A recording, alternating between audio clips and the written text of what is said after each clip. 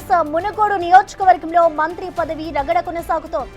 మంత్రి పదవి దక్కకపోవడంతో కోమటిరెడ్డి రాజగోపాల్ రెడ్డి అసంతృప్తిలో ఉన్నాడంటూ ఊహాగానాలు ఊపందుకున్నాయి. మంత్రి పదవి రాకపోవడంతో ఆయన అనుచరులు రగిలిపోతున్నారు. కాంగ్రెస్ పార్టీకి వ్యతిరేకంగా రాజగోపాల్ రెడ్డి అనుచరులు సోషల్ మీడియాలో పోస్టులు పెడుతున్నారు.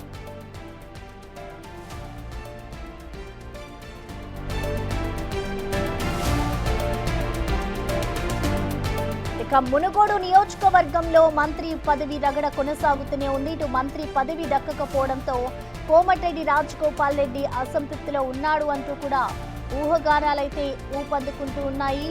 ఇటు మంత్రి పదవి రాకపోవడంతో ఆయన అనుచరులంతా కూడా రగిలిపోతున్నారు. ఇటు కాంగ్రెస్ పార్టీకి వ్యతిరేకంగా రాజగోపాల్ రెడ్డి అనుచరులంతా కూడా పోస్టులు పెడుతూ ఉన్నారు.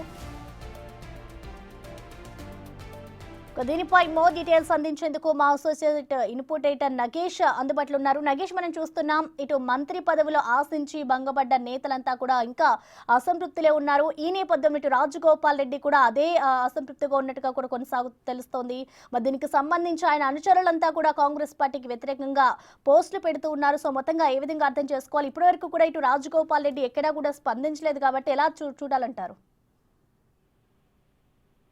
అంటే 2 రోజులుగా రాజగోపాల్ రెడ్డి అయితే స్పందించడం లేదు. మునుగోడు ఎమ్మెల్యే రాజగోపాల్ రెడ్డికి మంత్రి పదవి దక్కకపోవడంతో తీవ్ర అసంతృప్తిగా ఉన్నట్టుగా తెలుస్తుంది. అతను సీఎం గాని ఇన్ఛార్జ్ మీనాక్షి నటరాజ్ అని కూడా టచ్ లోకి రాలేదు.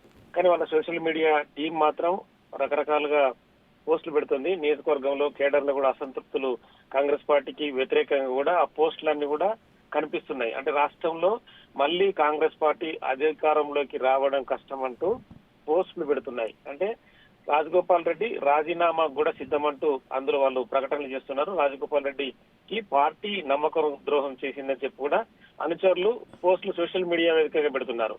రాజగోపాల్ రెడ్డి విషయంలో పార్టీ నిర్ణయం తీసుకోవాలని చెప్పి వాళ్ళు డిమాండ్ చేస్తున్నారు. మంత్రి పదవులు ప్రకటించినప్పటికీ కూడా ఎందుకు రాజగోపాల్ రెడ్డికి ఇవ్వలేదనేది కూడా వాళ్ళ సోషల్ మీడియా టీం పోస్టులు చేస్తుంది. అధికారంలోకి రావాలంటే పార్టీ అంటే అవసరం కోసం మీ పార్టీ తీసుకుంది, కానీ పార్టీ మాత్రం నమ్మకం ద్రోహం చేసిందని చెప్పి ఆ పోస్ట్ లో అర్థం వచ్చే విధంగా వాళ్ళు పెడుతున్నారు. మీలాంటి వారు పార్టీలో ఉంటే అధికారం వస్తుందని చెప్పి కూడా కొంతమంది టార్గెట్ చేస్తూ కూడా చేస్తున్నారు. కాంగ్రెస్ ప్రభుత్వం వస్తే మంత్రి పదవి ఇస్తామని చెప్పి ప్రామిస్ చేసింది అధిష్టానం, కానీ ఇప్పుడు మాట తప్పింది అధిష్టానం పునరాలోచన చేసుకోవాలని చెప్పి కూడా దాసరి గణేష్ యాదవ్ అని చెప్పి యూత్ కాంగ్రెస్ నాయకుడి నుంచి కూడా ఈ పోస్టులు బయటకు వస్తున్నాయి.